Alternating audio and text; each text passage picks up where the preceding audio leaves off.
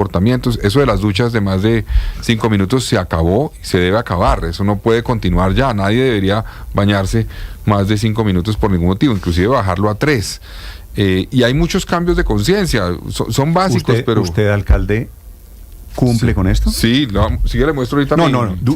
Duchándose usted me va a mostrar. No, pero aquí tengo. Me va a mostrar aquí un video tengo, duchándose. Pero sin detalles. No, le voy a mostrar ahorita la cuenta, la factura ¿De su cuenta? del agua. Yo he hecho un esfuerzo en la familia, espero que si lo encuentro aquí, porque fue una reducción significativa. Nosotros llegamos... En ese celular, alcalde. No, tranquilo, no tengo nada indebido. Ahí está la del gas. No, pero me llega a mostrar una foto suya bañándose. ¿Yo qué hago con eso? Bueno, no, lo tengo que buscar aquí porque no encuentro, pero básicamente nosotros bajamos en la familia, somos 5 que estamos en la casa, de 39 metros cúbicos en 2 meses a 21. Claro, en 2 meses. Casi redujeron casi la mitad. Casi la mitad. Es más, yo le he pedido a los secretarios que todos los del gobierno distrital muestren qué están haciendo cada uno, porque esto tiene que ser ejemplo. Hemos dado ejemplo en las entidades públicas, Néstor. El informe que me presentó ayer la Secretaría de Hábitat indica que hay una reducción de 26% del consumo de agua en entidades públicas distritales. 26% se ha reducido. Y si uno suma nacionales y distritales, en Bogotá se ha reducido un 18%. Alcalde, ¿tiene el promedio en general los bogotanos cuánto hemos reducido el consumo en los últimos meses? Sí, el promedio, digamos, es alrededor de, digamos, sumando las 2 etapas, la etapa inicial que tuvo restricción mayor y la segunda etapa, estamos alrededor de una reducción del 10% del consumo del agua, más o menos. Pero es poquito, ¿no? La verdad. Sí, ahora hay que decir que esta ciudad no es una ciudad que consuma exageradamente agua. Sí consumimos bastante, tenemos un reto de pérdidas. Una de las razones que, por ejemplo, nos llevaron a tomar esta decisión, ¿se acuerda que usted cuando tal vez hablamos en el inicio de este proceso, me plantearon muchas veces, oye, ¿por qué no hace un racionamiento más bien todos los días 6 horas toda la ciudad? Y no afecta tanto una zona, 24 horas que a veces se demoran en llegarle más de 24. Y eso tiene que ver con que los tubos de Bogotá, muchos pues tienen muchos años, y cuando usted aumenta la presión y la baja por cierres y aperturas, genera un riesgo mayor a rupturas. Y eso es inevitable. Me acuerdo, la teoría es que esto no es como la luz, que usted baja un switch, que usted baja un botón y lo vuelve a prender y no pasa nada. Primero no pasa nada con la luz, sino que además llega inmediatamente a donde quiera que llegue. O sea, usted restablece la luz en una zona, inmediatamente llegó a toda la zona. Estos son tuberías. Entonces usted abre la válvula, empieza a llegar el agua, no puede hacerlo con tanta presión porque se rompe todo, y además se demora en llegar. Digamos, usted a la zona más cercana a la válvula le llega más rápido que a la zona final. Y lo de los tanques que usted me mencionaba hace un rato afecta a ese tiempo de llegada del agua, porque cuando usted utilizó el tanque, al día siguiente del racionamiento se empieza a llenar ese tanque y se demora más en llegarle a las otras zonas que están o que estaban el día anterior en racionamiento. Me dice un oyente, alcalde, perdóneme, Víctor, me dice: a quienes, doña Gladys Vargas, a quienes hemos reducido, nos envían una carta donde dicen que nos van a revisar porque se evidencia disminución del consumo.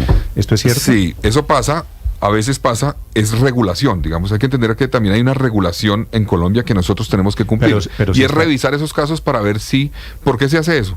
Básicamente es regulación que dice, cuando hay una reducción muy drástica del consumo, hay que revisar si puede ser un tema de que están eventualmente, digamos, utilizando agua que no se está cobrando, se están evadiéndola, o qué es lo que está pasando. Eso dice la regulación. Pero, alcalde, pero no es un contrasentido, me sorprende esta respuesta, un contrasentido diciéndole a la gente: ahorre agua, por favor.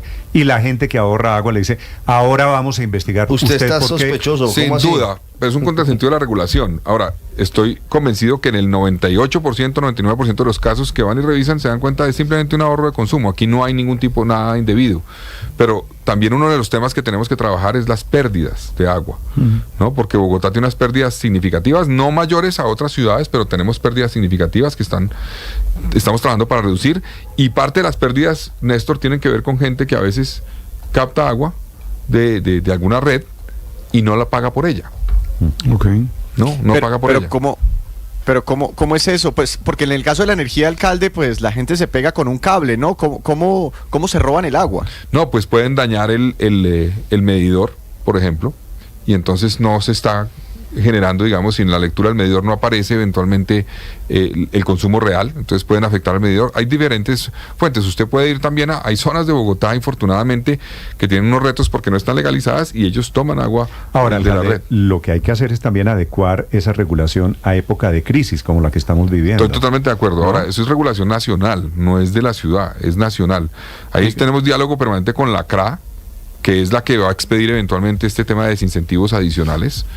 Nosotros, por ejemplo, dijimos que era importante pues que tuviera en cuenta el tema de que no fuera regresivo eso, porque, por ejemplo, un hogar de estrato 5 y 6 puede ser un hogar de 3 personas, 2 personas, un hogar de estrato 1, 2 y 3 puede ser un hogar de 5, 6, 7, 8 personas, y eso hay que tenerlo en cuenta también. Por eso el desincentivo, pues la idea es que el umbral arranque un poco más alto para el estrato bajo. ¿Cómo está su relación con el gobierno nacional?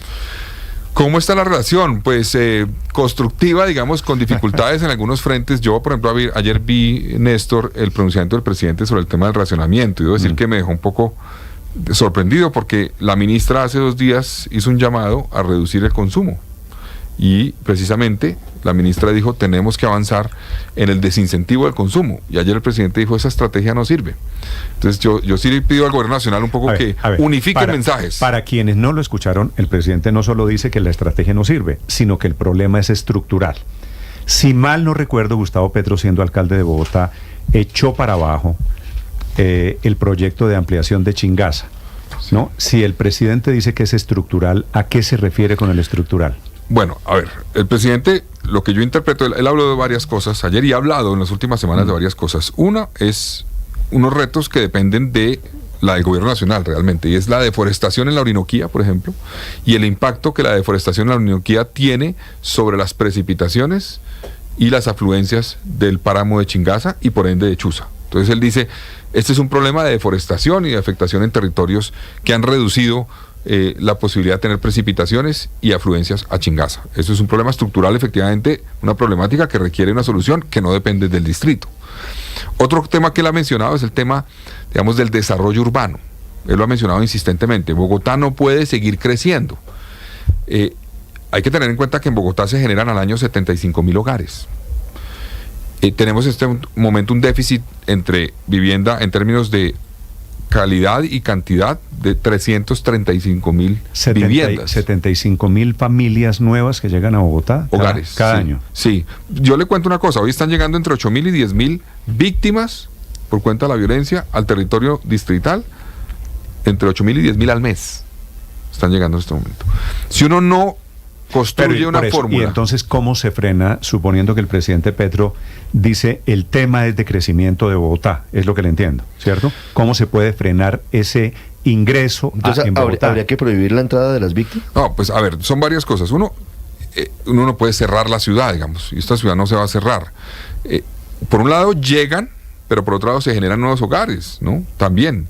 Digamos, cada vez los hogares son más pequeños, ustedes saben eso, es decir, cada vez en un hogar viven menos personas, antes vivían 3, 4, ahora son 2.5, digamos, promedio, y eso que implica que donde vivían unas personas antes, ahora viven menos personas, es decir, ocupan más espacio las mismas personas, eso es inevitable, y eso está pasando, a medida que avanza económicamente también un territorio, se genera más demanda por predios que no son vivienda, por comercios, por oficinas, por industrias, por diferentes cosas. Entonces, contener, digamos, prohibir el crecimiento de una ciudad no se puede.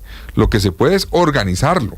Y eso es lo que hay que hacer. Y eso requiere de medidas estructurales también, volviendo al tema que estábamos hablando, y es que si el gobierno del entonces alcalde Petro decide que no se hace el proyecto que usted menciona de Chingaza 2, o el embalse que queda al lado de Chuza, que es el embalse de la playa, ha debido plantear la alternativa. Bueno, no se hace esto por temas ambientales. ¿Cuál es la alternativa? ¿Cómo se va a abastecer el agua de Bogotá a futuro y cómo se garantiza? Y eso no se planteó. Nosotros, ¿qué estamos haciendo? Lo que ya les conté, ampliar la capacidad de Tibitoc para traer más agua del río Bogotá. Eso es un tema fundamental. Tenemos que hacer unas inversiones grandes en el río Bogotá en términos de conservación para proteger esa fuente hídrica y convertirla en una que genere menos costos, porque hoy tratar el agua del río Bogotá vale casi 3 veces más que tratar el agua de Chingaza, hoy, por cuenta del impacto que tiene municipios, digamos, cosas que pasan alrededor de la cuenca del río Bogotá en el norte. Entonces, yo sí creo que el gobierno nacional, estamos listos a dar esa discusión, pero yo creo que plantear la teoría de que uno puede cerrar el crecimiento de una ciudad, prohibirlo, no tiene sentido. Lo que termina pasando es que la gente termina buscando vivienda en zonas ilegales, en zonas que tienen, por ejemplo, riesgos de deslizamiento, que tienen, por ejemplo, en parques de la ciudad, por ejemplo, en Entre Nubes hay un reto, entre otras cosas. Entonces, uno tiene que entender también la realidad y el territorio, la práctica, no lo ideal solamente, sino la práctica. ¿Qué pasa si usted no habilita suelo y no genera vivienda para la ciudad de Bogotá? ¿Qué pasa? La gente va a buscar una alternativa, ¿dónde vivir? Y entonces, si no tiene recursos, porque no hay un apoyo, termina viviendo en zonas ilegales, termina invadiendo zonas donde son víctimas, además de esos famosos tierreros que les cobran una plata, que pueden ponerlos a pagar durante 2 años 200.000 pesos mensuales y a los 2 años los sacan. Dicen, pero si yo pagué, pues sí, pero ya no quiero tenerle a usted ese espacio, se va y lo sacan. Y la gente no tiene, digamos, garantías de dignidad en ese sentido. Entonces, yo sí creo que esta discusión sobre el desarrollo de la ciudad hay que darla en el territorio, en la práctica, ¿no? Cómo opera, digamos, las decisiones del gobierno distrital, de la nación, para garantizar que la gente tenga vivienda digna. Y provocando un tema mayor, que es la deforestación, por supuesto, alcalde. Pero fíjese que el presidente Petro lo compara incluso con el exalcalde de Bogotá, Antanas Mocus, diciendo que usted está haciendo un procedimiento incorrecto, tomando medidas que no corresponden al momento actual de Bogotá. Y producto de la declaración del presidente Petro, los bogotanos están comparando qué dice el presidente y qué dice el alcalde en términos de si es coyuntural o es estructural. Y se preguntan si la medida de racionamiento que viene, es decir, el endurecimiento, va a ser tipo 4 por 1000, permanente o por lo menos en un momento temporal, pero volviéndose al final de cuentas permanente. ¿Para cuánto tiempo se tienen que preparar los bogotanos para esta restricción? A ver, primero es importante mencionar que, digamos, el presidente dice, Mocus tenía un problema coyuntural, que era un daño en unas tuberías entre Chusa. Un túnel que se había tapado. Que se dañó, exactamente. Y él resolvió eso reduciendo el consumo de la ciudad, porque era un tema coyuntural y funcionó. Tuvo 2 problemas, inclusive, Mocus, que el otro lo manejó Bromberg.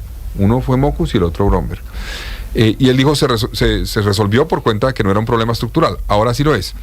Yo lo que creo es que sí, Bogotá tiene un problema estructural, sin lugar a dudas, en términos de que no tenemos, digamos, un sistema que esté blindado, en términos de que el sistema es muy dependiente de Chingaza, y tenemos que resolver eso, y lo estamos haciendo con lo de Tibitoc, y tenemos que hacerlo con otras medidas, y estamos trabajando en eso. Pero lo que yo sí digo es, ¿qué alternativas propone hoy el presidente? Es decir, en la coyuntura actual de hoy, que tenemos un reto de agua en enero, febrero, marzo y abril, si no es bajar consumo y restricción, ¿cuál es la alternativa? De corto plazo. Yo no veo que él plantee ninguna alternativa, porque luchar contra las mafias del poder que han hecho una cantidad de cosas en la Orinoquía, estamos de acuerdo. Pero eso, ¿cómo se logra para aumentar las precipitaciones en el sistema Chingaza en cuestión de 3 meses o en cuestión de 2 meses? Pero alcalde, ¿cómo se logra? Más allá de esos discursos, ¿qué esperaría usted del presidente? ¿Qué medida de pronto de orden nacional le serviría a usted para enfrentar esta situación? No, pues yo creo, por ejemplo, que la ministra, el anuncio que hizo va por el camino que coincide con el que planteamos. En este momento hay que desincentivar el consumo de agua, sin lugar a dudas. Y hay que tomar las medidas. Ahí sí creo que hay que dar una discusión, por ejemplo, en la CAR, y ahí el gobierno nacional está presente. En la CAR tiene varios asientos en el Consejo Directivo de la CAR, porque la CAR es la que, por ejemplo, nos va a decir si podemos o no avanzar en una ampliación de la concesión para captar agua del río Bogotá. Entonces, nosotros creemos que una de las herramientas que necesitamos para poder resolver el problema en el mediano plazo es poder traer más agua, como les decía de Tibitoc. Hoy traemos 7.2, la meta es llegar hasta 10.5. Para eso la nación juega un rol importantísimo. Entonces ahí le pedimos, avancemos en esa discusión, gobierno nacional, presidente Gustavo Petro, y logremos de esa forma reducir la presión sobre Chingaza como una medida que nos permita enfrentar esto este año y el año entrante. Y demos la discusión de largo plazo. Es el alcalde Carlos Fernando Galán esta mañana aquí en Néstor, Blue Radio. déjame una última pregunta. Yo creo, y la pregunta es, ¿por cómo insistir en que esto se vuelva un estilo de vida? Es que yo no creo que el problema del agua se vaya a resolver ni mañana ni pasado. Es decir, yo realmente creo que nosotros vamos a tener problemas de agua en las grandes ciudades del mundo en los próximos tiempos. ¿Cómo lograr que esto se vuelva un estilo de vida? Bueno, ese es otro tema importante, padre, que usted menciona. Es que, por ejemplo, dicen, no, que este es un problema del desarrollo de Bogotá, que es un problema de la Orinoquía. Bueno, pues México ha tenido problemas de agua, Ciudad del Cabo ha tenido problemas de agua. Hay muchas ciudades del mundo que en los últimos 10 años han tenido grandes retos para poder abastecerse de agua. Montevideo también tuvo Montevideo muy también. grandes. Entonces, es un tema que no es exclusivo de Bogotá, es un tema que tiene que ver con cambio climático, entre otras cosas. Ahora, en esas ciudades, por ejemplo, yo estaba revisando Ciudad del Cabo, que tuvo un momento crítico, estuvieron muy cerca de lo que ellos llamaron el día cero, es quedarse sin agua. y en ese sentido lograron bajar a un consumo. Hoy Bogotá consume más o menos 138 litros por persona al día. Muchas ciudades de Colombia consumen mucho más que eso, pero muchas consumen menos. Por ejemplo, Ciudad del Cabo llegó a 50, o sea, cerca de la tercera parte de lo que consume hoy Bogotá. Pero hoy otra vez están aumentando. En Ciudad del Cabo están, entiendo que por encima de 100. Entonces, el reto es cómo mantenemos que la gente entienda que no son situaciones... Claro. Y ahí juega un rol, pues trabajar, por ejemplo, en sistemas de ahorro de agua. Por ejemplo, los medidores, eso es gradual, pero esos medidores tienen que volverse todos inteligentes, para que uno sepa en su celular cuánta agua está consumiendo cada día, tenga claro, y eso me va a costar cuánto, listo, yo tengo claro cuánto me va a costar porque estoy consumiendo, tengo un registro. En Lagos de Torca, es el proyecto del norte de Bogotá, ya tenemos 1000 viviendas que se van a entregar con medidor inteligente de agua. Y la meta es seguir avanzando en ese sentido. ¿Qué quiere decir medidor inteligente? Usted, señor Carlos Fernando, solamente puede consumir 130, cuando llegue a 130 se le acaba el agua. Usted podría poner eso en un medidor, usted mismo advertirse, es decir, yo quiero saber hasta cuándo llego a 130 al día. Es decir, esa herramienta en tiempo real, con tecnología, le permite a usted saber, porque usted cuando sabe cuánto consumió, pues cuando le llega la factura cada 2 meses. ¿Y están pensando en cambiar los medidores? Es que eso, digamos... ¿Cuánto vale? Vale un billete, exacto, claro. ese es un proceso que no se puede cargar a la tarifa. Ese es el reto, no se puede cargar a la tarifa. Por eso, en las viviendas nuevas creemos que hay una oportunidad para ir avanzando en eso. Y otra cosa importante es el tema de uso de aguas lluvias. Hay una apuesta grande nuestra para promover el uso de aguas lluvias en los inmuebles. Entonces ahí esa apuesta también nos va a ayudar a que aprovechemos esa agua que hoy no podemos aprovechar como quisiéramos, Néstor. Mucha gente nos dice, está lloviendo en Bogotá, aprovechen esa agua. No, hoy no tenemos las herramientas para hacerlo, gradualmente lo estamos aplicando, pero eso va a tomar tiempo. Pero esos son los retos, que es cambiar de esa forma, que la gente conozca más, tenga más información, le cueste más y consuma más. Todo eso es lo que nos va a llevar a cambiar definitivamente el comportamiento. Alcalde, un tema que le piden desde las redes sociales, a ver si lo podemos aclarar para terminar esta entrevista. Coca-Cola. Sí, es increíble. Sí. Bueno, sé de su risa. no, a es mí que es me increíble produce... que me acusen de eso. No, claro, pero como aquí hay metidos parlamentarios, básicamente la acusación es que en momentos de crisis la planta de Coca-Cola se está llevando agua de Bogotá, que usted se la está regalando a la planta de Coca-Cola, que por cuenta de Coca-Cola estamos en crisis de agua en Bogotá. Sí es tan amable, Bueno, alcalde. a ver, le cuento. Eso se refiere a una concesión de agua en La Calera que dio la CAR hace cerca de 40 años, que no es una concesión otorgada por Bogotá, en la cual Bogotá, y yo no puedo definir nada sobre esa concesión. Entonces, esa concesión, y ayer que estuve en TV Talk, hablé con todos los técnicos del acueducto, yo les pregunté insistentemente, porque yo tengo clarísimo que esa concesión no tiene que ver con Bogotá en términos de decisión política o administrativa, no tiene que ver con nosotros.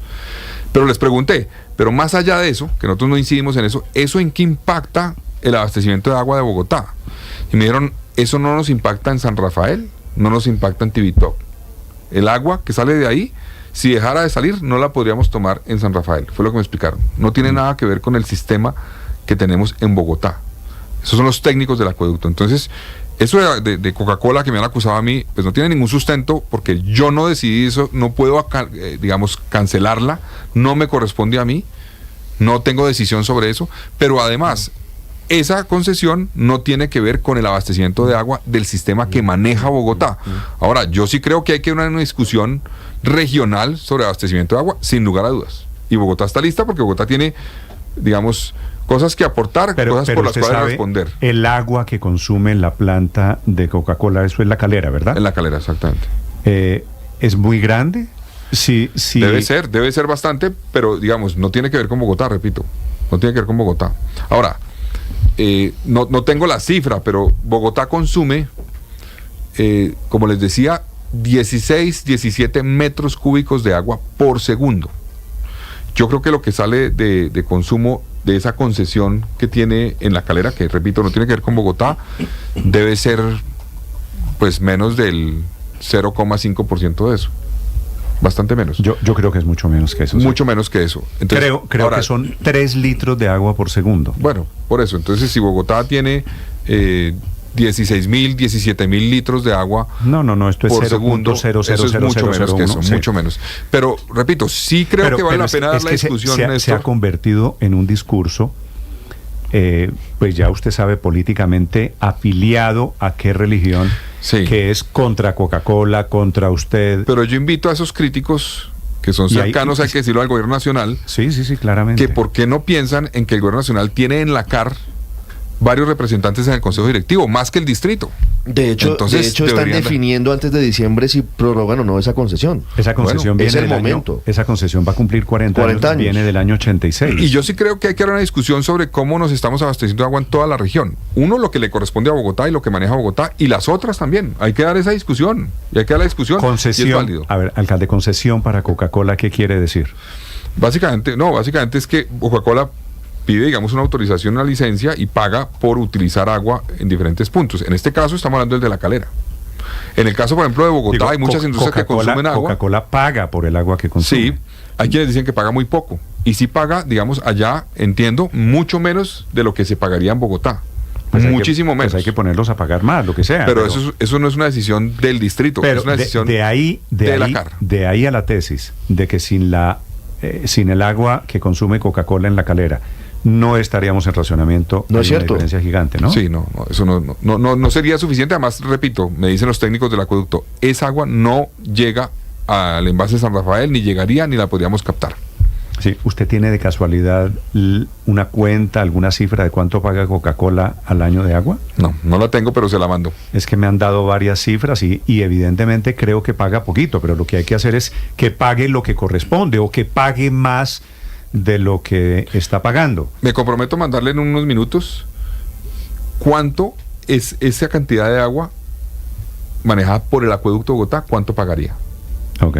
para la comparación. Porque Vale, sí creo que hay que vale. dar esa discusión. Ahora, estoy de acuerdo en que este es un tema muy de filiación política, movido pues por unos intereses estrictamente políticos, pues porque tiene este eco que está teniendo esto en las redes sociales, ¿no?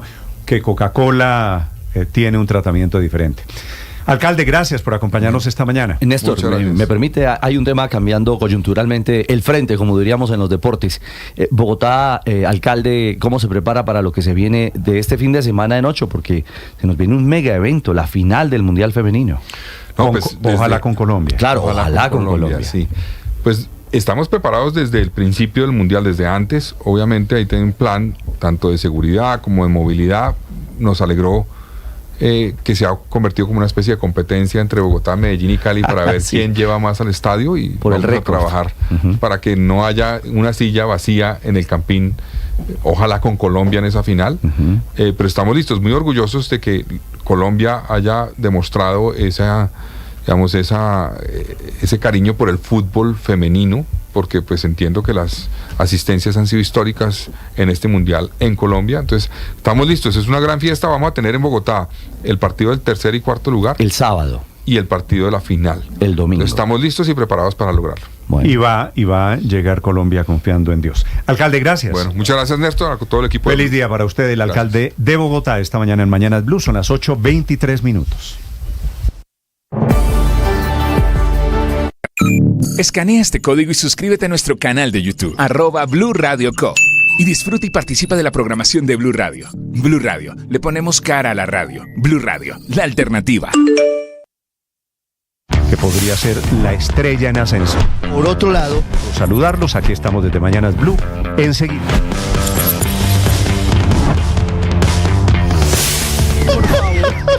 empeorado por la crisis que además tiene hoy el ahora sistema de- ministra, no roto.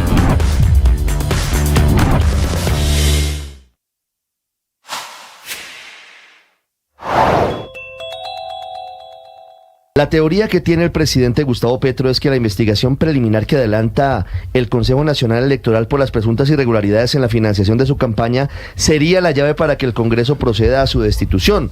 Lo primero que hay que decir es que el caso en el CNE está muy lejos de llegar a un escenario como el que plantea el presidente, que es un eventual juicio político de destitución en su contra. Apenas la próxima semana comenzaría el análisis de una ponencia que pide que se formulen cargos contra Petro y contra el gerente de su campaña, Ricardo Roa. Si la mayoría de los 8 magistrados votan a favor, darían vía libre para que comience apenas la etapa de investigación formal, que es la oportunidad de defensa del presidente y de su campaña. Esto podría demorarse meses, incluso con la posibilidad de prescripción de los actos investigados. Pero en el hipotético caso de que el CNE, varios meses después, decida imponer una sanción por las irregularidades cometidas en la financiación de la campaña Petro Presidente, dicha sanción implicaría una multa a las personas naturales y eventuales sanciones a los partidos políticos a los que pertenece el candidato. Y en ningún caso implicaría un juicio político o jurídico contra el presidente de la República.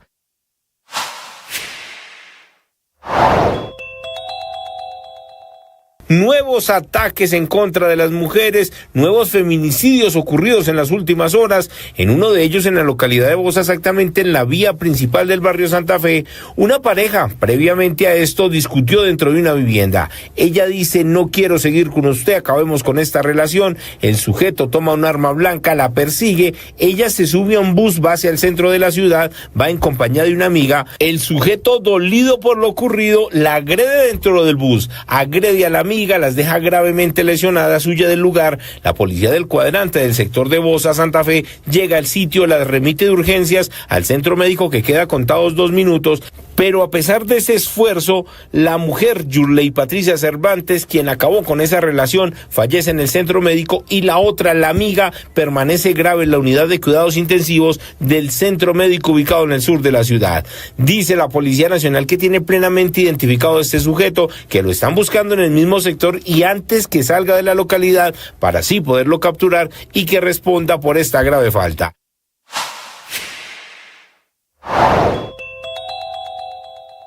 La forma en la que los fiscales van a asumir y deben asumir los casos que se deriven de excesos en el marco del derecho a la protesta social cambiaron por cuenta de una circular que lleva la firma de la fiscal general Luz Adriana Camargo. El documento de 25 páginas está dividido en 4 capítulos. En primera medida, la protección a la protesta social pacífica, los límites del poder punitivo del Estado. Estás escuchando Blue Radio y bluradio.com. 8 de la mañana, 27 minutos. Y aquí manda el alcalde Galán Padre la cifra de cuánto pagaría Coca-Cola. Coca-Cola está en La Calera. Es decir, no le paga a Bogotá. Coca-Cola no es solo la gaseosa Coca-Cola. Coca-Cola también tiene agua producida por la marca Coca-Cola.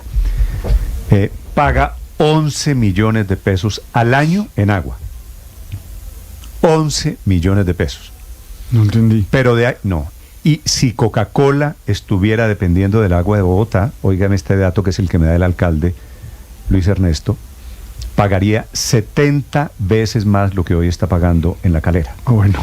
Pero de ahí, dicho que paga poquitico Coca-Cola, de ahí a decir que el racionamiento es por cuenta de lo que consume Coca-Cola y de lo que paga Coca-Cola, por supuesto, hay una distancia enorme. Es cierto, Néstor, que estas tarifas son fijadas por la CRA, y generalmente en estas zonas rurales esas tarifas están pensadas para acueductos veredales. Imagínese usted en una zona rural que las personas pues acceden o a agua superficial o a agua subterránea, y entonces la CAR cobra de acuerdo a unas tarifas que establece el Ministerio de Ambiente. Y evidentemente cuando usted pone la cifra y la compara con lo que pagarían en Bogotá, pues deja en evidencia que hay una brecha entre lo que puede pagar la compañía por una actividad económica y lo que está pagando hoy como compensación a la CAR. ¿De quién depende la tarifa? Pues no depende del gobierno de Bogotá, porque la planta está por fuera de Bogotá. Ni tampoco de La Calera, eso depende ni de la CAR, eso depende de una regulación del Ministerio de Ambiente y de la CRA. Pero Néstor, usted pone el dedo en la llaga, y es que realmente cuando mencionaban el orden de volúmenes, que son 3 litros la concesión que tiene hoy Aguas Gaseosas de Colombia versus lo que consume Bogotá, que son miles de litros por segundo, pues digamos no tiene ninguna justificación tratar de sugerir que hay racionamiento en Bogotá o en La Calera siquiera por esas concesiones, porque además en La Calera, yo soy residente acá, hay al menos 60 concesiones de agua. Pero Luis Ernesto, lo que ha pasado con este tema de Coca-Cola y el racionamiento es que un sector, como dijo el alcalde Galán, del petrismo, afín ideológicamente al gobierno, ha cogido este San Benito para decir, claro, le están regalando el agua a la planta de Coca-Cola que produce el agua manantial. Es una pelea política, pero con poco sustento técnico. Yo creo, usted dice, ¿tiene sentido que Coca-Cola pague 11 millones de pesos al año por el consumo de agua? Pues por supuesto no. ¿Y eso se arregla cómo? Pues poniéndolos a pagar un precio justo, lo que sea, un sobreprecio, pero sí hay porque es un bien escaso. Señor. Si hay una, Néstor, una falta de ordenamiento territorial por parte de la CAR. Yo creo que aquí hay que mirar una cosa, y es que el sistema hídrico de esta zona de Bogotá y los municipios aledaños es uno solo.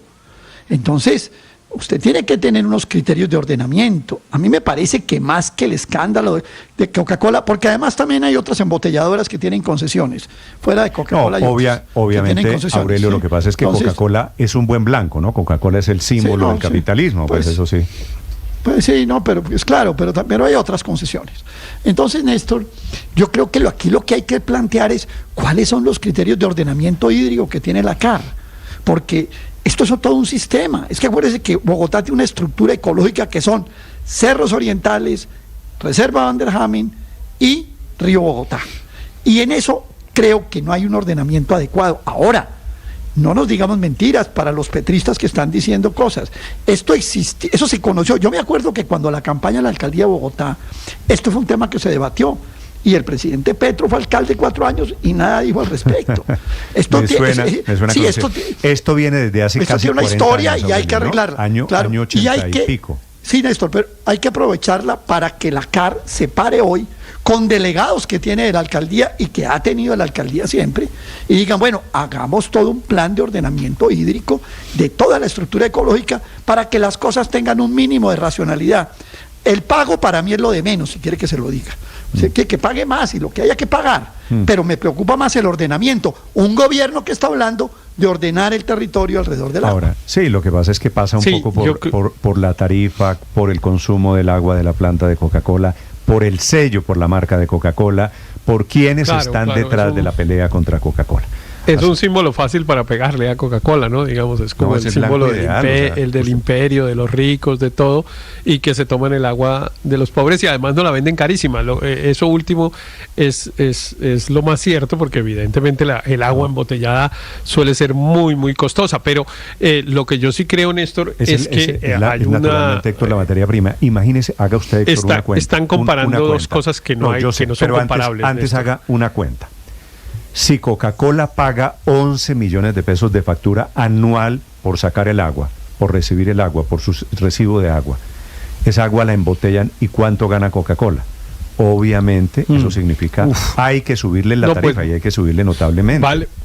Claro, vale mucho, digamos, normal. Yo recuerdo que hace 20 años ya, o por ahí en el gobierno de Antanas Mockus, el gobierno de Bogotá hizo una campaña publicitaria promoviendo el consumo del agua de la llave y decía, y era cierto lo que decía, que era 1000 veces más barata.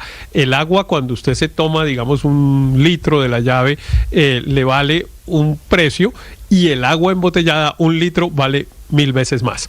Es cierto, pero también es cierto que estamos comparando tarifas distintas. A Coca-Cola le entregan agua cruda, ¿no?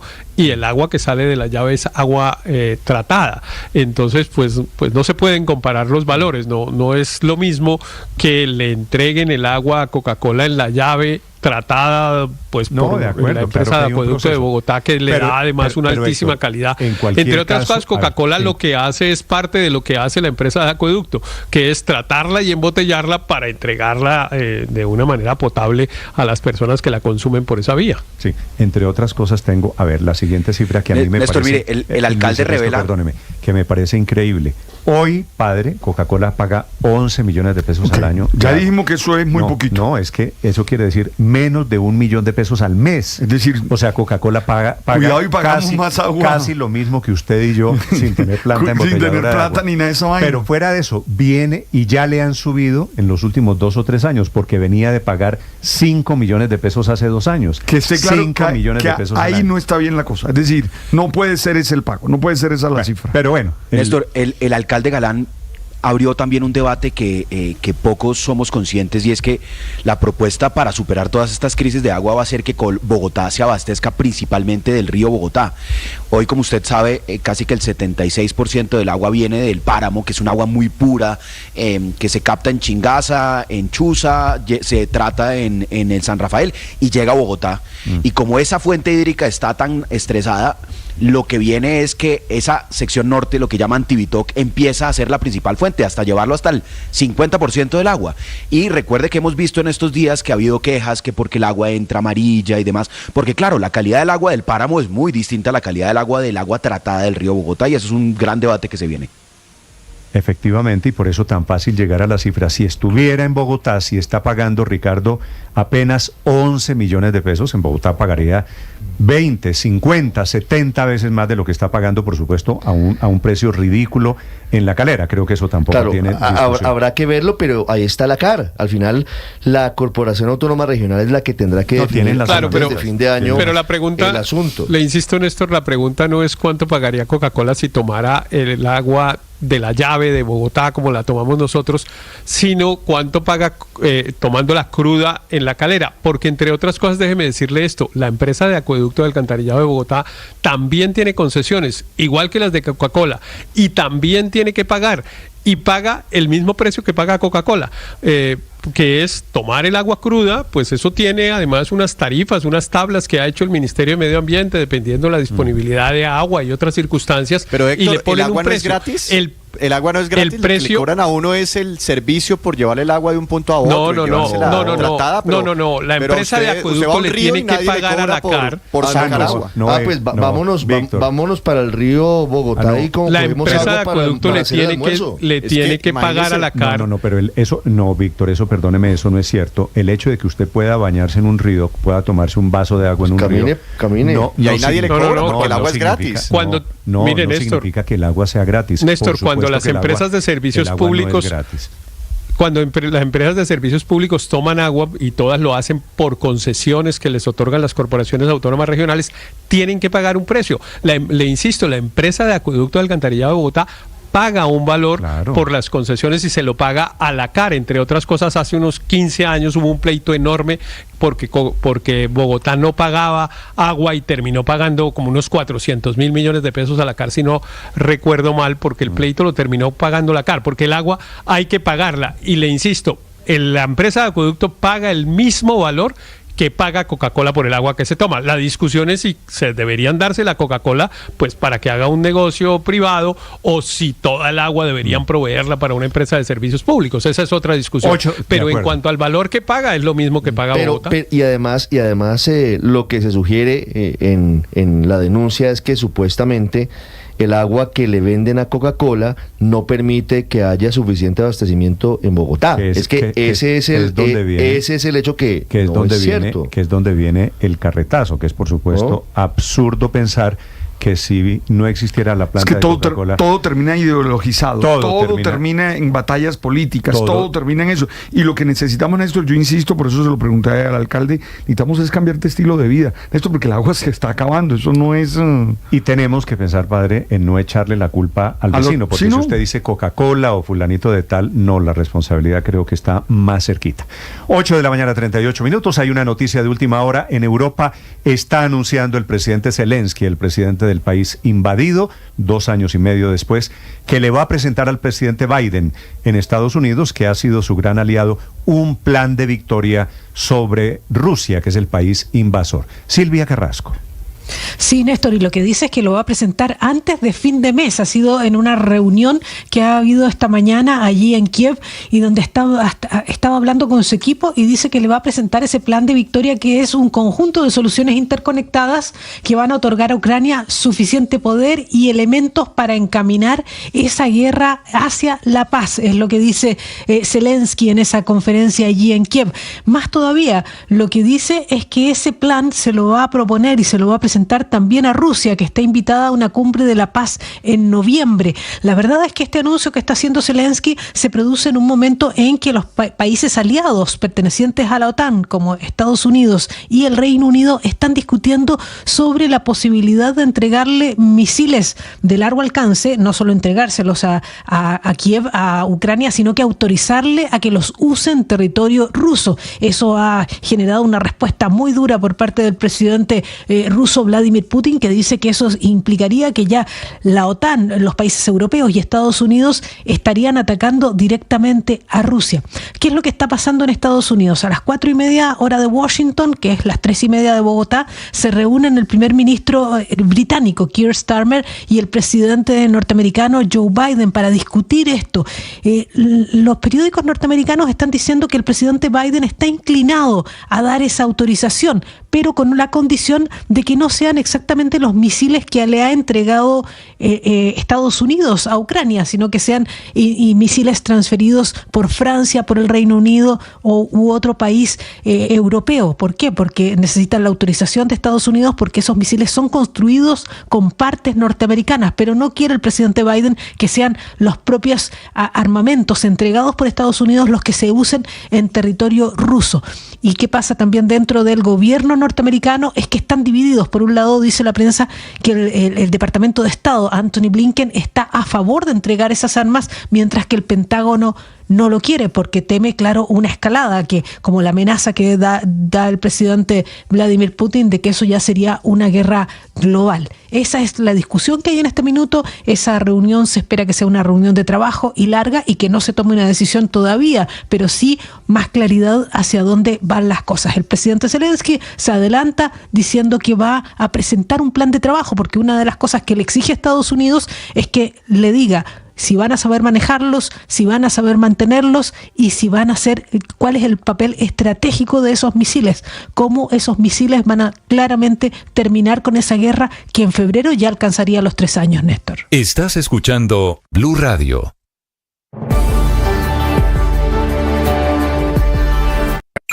Escanea este código y suscríbete a nuestro canal de YouTube, @Blue Radio Co. Y disfruta y participa de la programación de Blue Radio. Blue Radio, le ponemos cara a la radio. Blue Radio, la alternativa.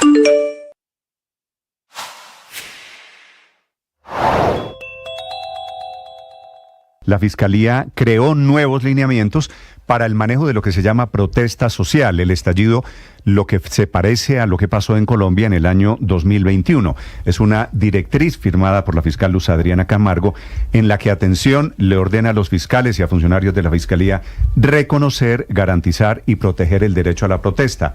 Por ejemplo, dice que la protesta es disruptiva, que altera el orden público, que no todos los que participan en protesta social llegan con una determinación criminal. Pero lo que es más importante, que en desarrollo de la protesta social se puede usar lenguaje verbal fuerte, se pueden quemar símbolos, utilizar metáforas, expresiones vehementes, exacerbadas, de inconformidad o imágenes desobligantes.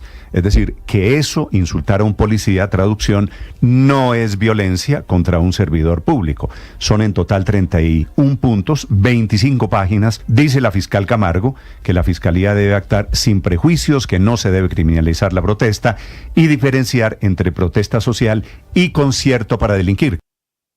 Las emociones son una forma de cognición. Las emociones nos ayudan a adaptarnos a las realidades. Cuando hacemos algo que nos causa daño o le causa daño a los demás o va en contra de nuestros valores, aparece una emoción muy importante, que es la culpa. Ella nos ayuda a tomar conciencia del error, a arrepentirnos, a pedir perdón y a resarcir la situación. Pero 8 de la mañana, 43 minutos, en este país de madrugadores, y tenemos fama de ser uno de los países que más madruga en el mundo. Aquí hay desayunos de trabajo, hay reuniones a las 6 de la mañana, hay citas, juntas directivas. Usted sabe cuando yo llego a otro país y me preguntan, ¿usted tiene en televisión un programa? Sí, yo tengo en televisión un programa. ¿A qué horas? Y yo digo 5 y 10 de la mañana. Todo el mundo me mira así como... Primero que todo, padre, usted echa carreta. Usted no llega nunca a las 5 y 10 de la mañana. No, pero a esa hora está el programa. Al aire. El programa, sí, padre, el programa a las 4 de la mañana. A las 4. Estoy hablando de televisión. ¿Usted está hablando de televisión? De televisión. Pero mire, en Argentina hay un programa de radio que se llama llegó, sí, Magdalena Tempranísimo.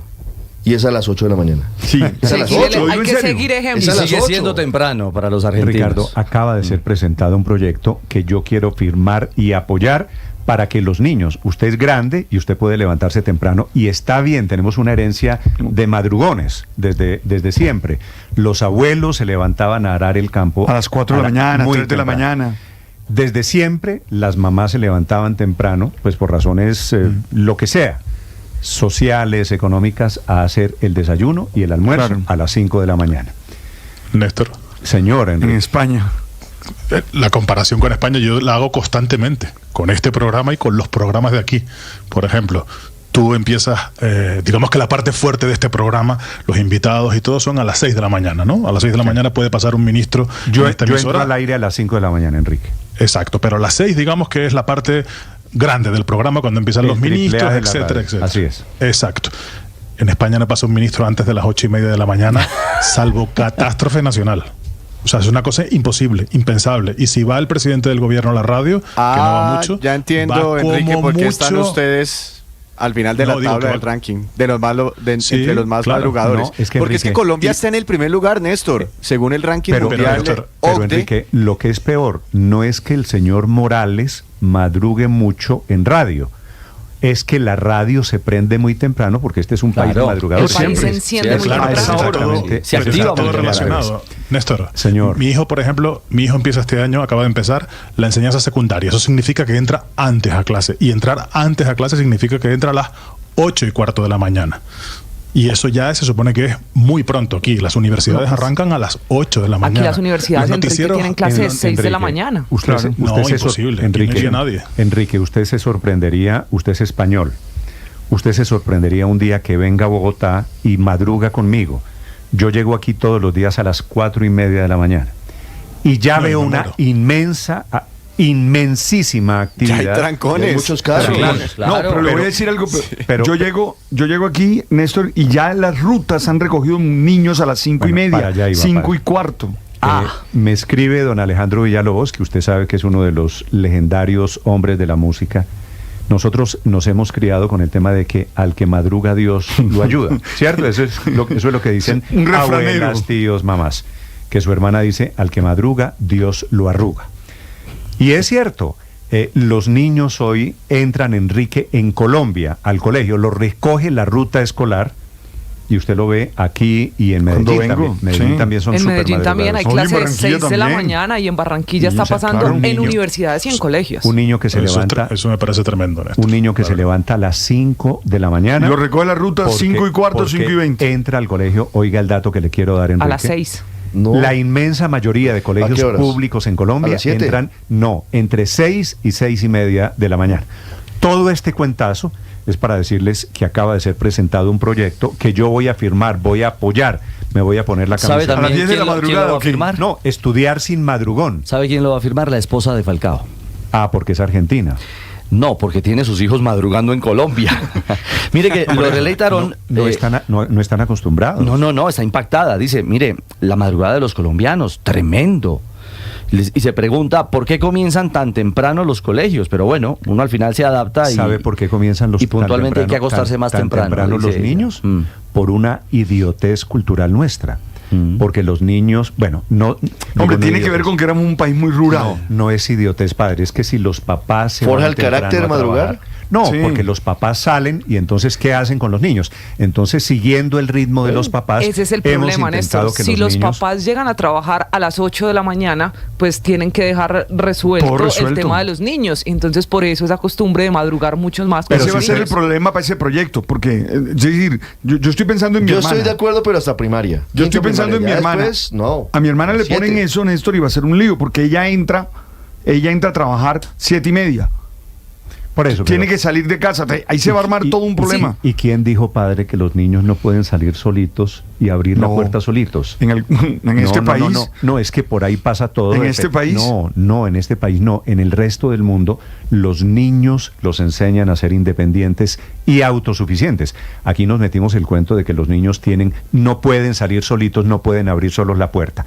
Claro, hay unas condiciones de seguridad y comienza a agrandarse el tema, porque tiene que ver con la vida laboral de los papás, con las condiciones de seguridad.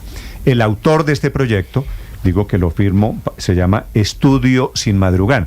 Imagínese un escenario, Ricardo, que Matías entre al colegio. ¿A qué horas entra su hijo? Matías entraba el año pasado a las 7:40, este año está entrando a las 8 de la mañana. Bueno, imagínese, Matías tiene un horario decente. No, es que hasta en eso se ve la desigualdad, porque, y no lo digo por molestar a Ospina, lo digo en serio, porque en los colegios públicos no es así. No, con toda seguridad. En los colegios hay niños que los recogen a las 4:30 de la mañana. Pero hay privados niño de la ruta. El primer niño de la ruta. ¿También? No, en el caso nuestro no, también lo recogen a las 7:30. No. El mío, padre, los míos, colegio privado, y lo recoge el bus del colegio a las 6 de la mañana. Y siempre pregunté, ¿por qué? Explíquenme a alguien con sentido común, ¿por qué no pueden comenzar las clases a las 9? Claro. ¿Por qué? Piensa en otro factor, el factor tráfico. No, arrancan a las 9 y terminan a las 5 de la tarde. ¿Cuál es el lío? Piensa en otro factor que es el factor de la movilidad, el tráfico. Acuérdese que, por ejemplo, en ciudades como Bogotá hay un carril exclusivo, por ejemplo, para los buses escolares que salen hacia el norte, a los colegios del norte de Bogotá, tienen un horario especial y un carril exclusivo. Pero eso es un factor, no es exclusivo, pero es un tema adicional. No es un tema del norte de Bogotá, no. Este es un tema de todo el país. Los niños en todo el país entran tempranísimo, en escuelas rurales, pero en ciudades. En mis épocas, Néstor, no cabíamos todos los niños del pueblo en el colegio, entonces tenían que hacer 2 jornadas, una desde muy temprano, la jornada de la mañana, Víctor, su colegio, y otra. Usted no es un niño de estrato 6 en Bogotá. Su colegio, en mesitas del colegio, arrancaba clases ¿a qué horas? A las 7 de la mañana, 7:20 de la mañana, la jornada de la mañana, pero terminaban al mediodía. Tarde. Camila, y la jornada de la tarde a las 12:30 de la tarde. Camila Carvajal es mi mano derecha. Bueno, mi mano derecha, mi izquierda. Pero en esa época. Mi dedo gordo. ¿Usted, su colegio era dónde, Camila? Yo estudié en la institución educativa San Luis de Yarumal, colegio público en un pueblo de Antioquia. No mesitas del colegio Yarumal. No. ¿Entraba al colegio a qué horas? Entraba al colegio a las 6 de la mañana, porque nos teníamos que terminar la jornada a las 12:30 para que la otra mitad del pueblo pudiera llegar a clase. Entonces, clase de 6 de la mañana. Es que claro que hay un tema diferente a simplemente se madruga. Pero Néstor, Bogotá tiene un agravante realmente, y es que muchos colegios pues están bastante lejos del lugar de residencia de los niños, especialmente los colegios privados, y como todos saben, el trancón en la autopista es monumental, o el trancón subiendo a La Alcalera para los que están en el municipio de La Calera o los que están en Cota. ¿Sus niños entran a qué hora, Luis Ernesto? Por fortuna mis hijos están bastante cerquita al colegio, entran a las 6:50 y están a 10 minutos, pero yo, por ejemplo, o sea, usted lo levanta me recogía al bus del colegio a las 5:30 de la mañana. A las 5:30 de la mañana me recogía para ir al colegio, que arrancaba a las 6:30 en ese entonces. El colegio San Carlos, pero sus niños se levantan a qué hora hoy? Hoy se levantan tipo 6 de la mañana para alistarse y salir a estar listos, pero son afortunados, debo decir. No, yo sé, ahora, claro Néstor, que sí. Aquí hay una discusión. Yo sé que levantarse a las 6 de la mañana ya parece afortunado. Tarde. Pero Néstor, aquí hay otra discusión. ¿Hasta qué edad los niños se deben levantar tarde? Esto debería aplicar en todas las clases. En toda la adolescencia, Camila, los estudios. Mira, hay estudios, Néstor, me escriben muchos. Desde diferentes colegios. Daniel, perdóneme, hago esta constancia y me dicen lo siguiente. Colegio en Anapoima, Emanuel sale a las 5:30 de la mañana. Qué crueldad. Colegio de diferentes lugares, de diferentes características, padre. Colegio Helvecia en el norte de Bogotá. Ese es el colegio de mis hijos. Recogen a los niños a las 5:45 de la mañana. 5:45 de la mañana. Sí. Esto quiere decir, Néstor, y esto no es intuición. Grandes ciudades, norte de Bogotá, sur de Bogotá, pueblos. No, pasa en todo el país. Una oyente dice que su hijo estudiaba en un colegio militar y la ruta lo recogía a las 4:20 de la mañana. No, Dios. Pasa. Néstor, y hay múltiples estudios que muestran que el rendimiento escolar mejora mucho cuando el horario escolar está mejor alineado con los ritmos biológicos de los adolescentes, y ese es un momento clave del sueño de los niños, las 4:30, 5:30 de la mañana, niños levantándose en momentos que deben estar, Daniel, por su ritmo biológico, dormidos. La escena afecta, es que los digamos, niños su rendimiento. se levantan y siguen dormidos, se bañan dormidos. Usted un día usó una palabra que yo no conocía, y es niños jeteados contra... Jetear, padre, jetear. Dícese de la acción de chorrear la baba. No sabía, es que usted lo dijo el otro día. Dormir contra el vidrio. Y así ve uno los niños Néstor, cuando vienen para acá. El sistema de transporte público. Señora Silvia, en Londres, ¿qué me quiere decir? Mira, es que pensando en esto de los niños que se van dormidos, te quiero contar que en Londres se da una escena muy particular. Primero que nada, en Londres los colegios abren a las 8:30 de la mañana. Segundo, si uno quiere escoger colegio, tiene que irse a la educación privada. Si está en un colegio público, no puedes poner a tu hijo en un colegio que quede más allá de distancia caminando o en bicicleta. O sea, los niños no toman automóviles o autobuses para ir al colegio. Pero la escena que es muy particular de Londres es que tú vas a la entrada de los colegios y están todos los papás o mamás en pijama. Ellos van en pijama a dejar a los hijos al colegio antes de volver a casa, ducharse y partir al trabajo. Ya le consta por esta relación que ha tejido con Colombia, es que nosotros aquí todos, la vida comienza en una casa. ¿A qué horas, padre, comienza la vida familiar en Colombia? En promedio. 5 de la mañana, en promedio. 5 y media de la mañana. En promedio. Si usted se levanta a las 6:30... Ya está, se lo cogió el día, le cogió la noche. El olor a café empieza a las 5 de la mañana, 5:15. Si usted se llama Gustavo Petro, el presidente Petro es trasnochador, el presidente Petro no es madrugador. Es inusual que el presidente Petro comience a tuitear, que es como el termómetro de cómo está la vida. 8:55, el proyecto lo ha presentado, pero ya tiene apoyo de decenas de congresistas y creo que va a ser ley este tema de estudiar sin madrugar. Lo ha presentado el senador liberal Alejandro Chacón. Senador Chacón, bienvenido, buenos días. Gracias, Néstor, un abrazo y un saludo especial para todos. ¿Dónde le firmo el proyecto, senador? Gracias, Néstor, muy honrado además por la invitación y el apoyo. No, es que creo que esto es de las pequeñas revoluciones que se hacen en Colombia. ¿Cómo funcionaría, senador? Es decir, si los niños, aquí me están escribiendo, colegios y universidades que arrancan clases a las 6 de la mañana, esto es medio criminal. ¿A qué horas está pensando usted cambiar el sistema educativo, que comience a qué horas?